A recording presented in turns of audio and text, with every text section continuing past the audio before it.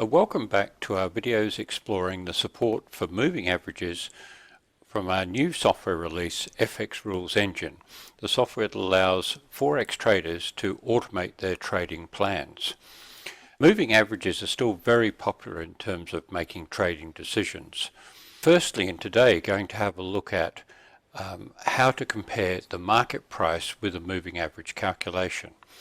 And we have 4 qualifiers available for that: above SMA, above EMA, below SMA, and below EMA. So that's for simple moving average and for exponential moving average. Let's work through an example with above SMA. The layout is exactly the same with the other 3. So let's have a look at some sample code here. Now if we look at the very first one, you see we have a rule and an instruction. Rule 01, instruction 01. And we now have a qualifier called above SMA.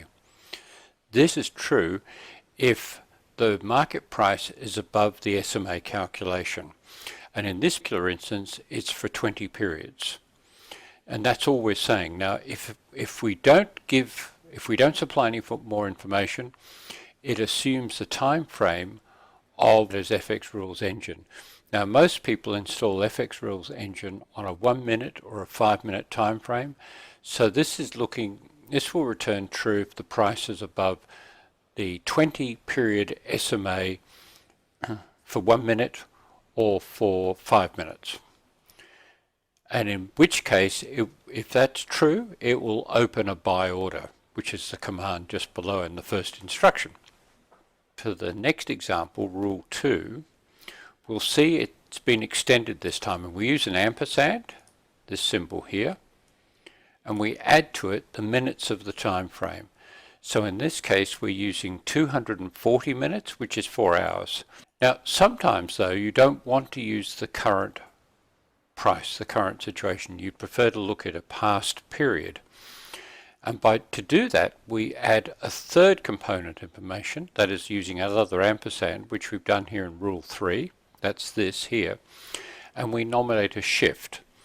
This shift, which corresponds to the same concept as MT4, MetaTrader 4, makes this a very powerful command because we can look at situations in the past where the price was above the SMA calculation. The way the numbering works is 0 represents the current period, 1 represents the previous period, which is the one that's just closed, 2 in this particular case would represent the period before that.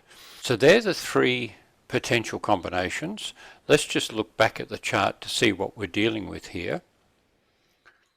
We'd have a buy instruction here, which looks rather good. But I think in practice a trading plan would probably need more qualifiers than that.